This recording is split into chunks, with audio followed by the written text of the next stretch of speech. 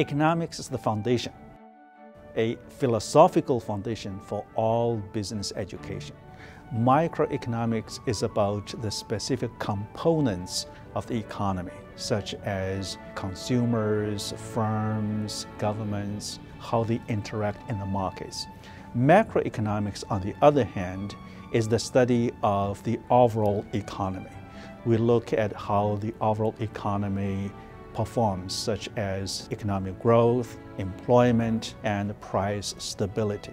We also look at the short-term fluctuation that's called business cycle and the long-term economic growth and how the government is going to affect economic performance.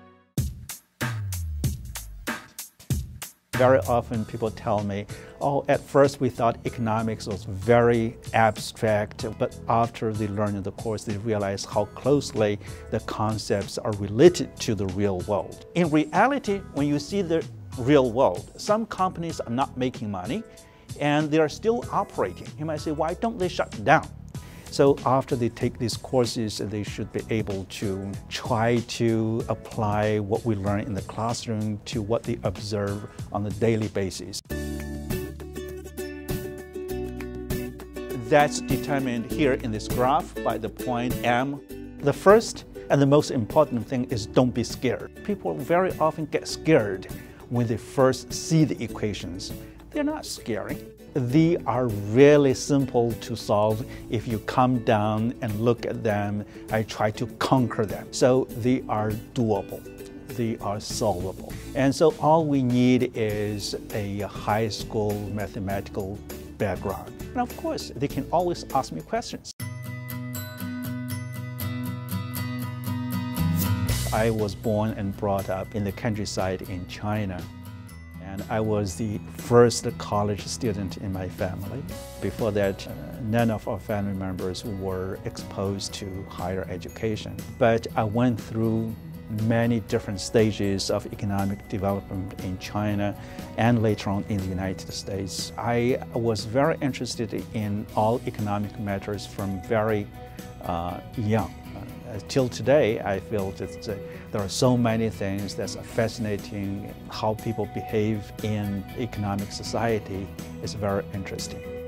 A question I often ask my students is, how do you envision the world in 50 years? How do you envision the world in 100 years, in 500 years, in 1,000 years, in 10,000 years? And people will say, well, why do I care? Because in 100 years, most probably we're not here, why do we care? But how you envision the future will affect your thinking and behavior today. In 100 years, are we going to have one currency in the world? What is that currency? Is that the US dollar, the euro, or any other currency? Or is it going to be a completely new currency? So in 500 years, will statehood still matter?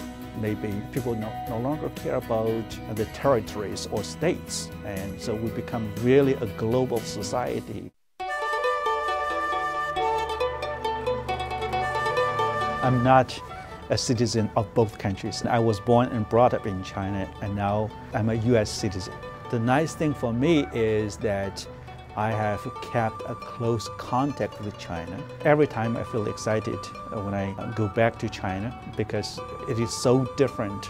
It's changing very, very fast. I feel fortunate to be able to interact with people in China and the United States. So I think I have a very unique advantage in bridging the differences in these two great countries, culturally, economically, and sometimes even politically.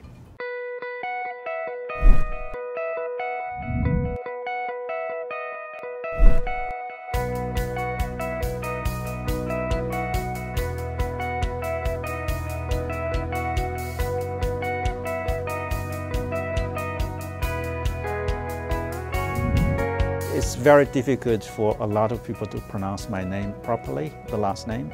And a lot of people just pronounce Yang, Yang. And the Chinese people will pronounce Yang, Yang. Is closer to the word young and old. So I always joke with my friends, hey, I'm always young. I'll never get old.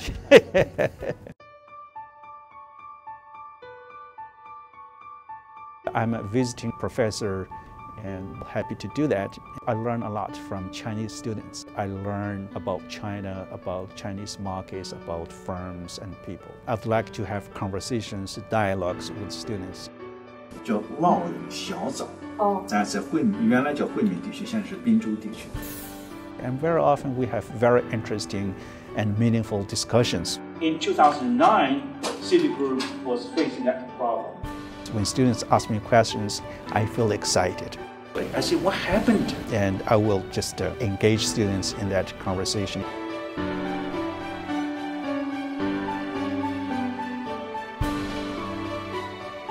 I love teaching with them, love being with them.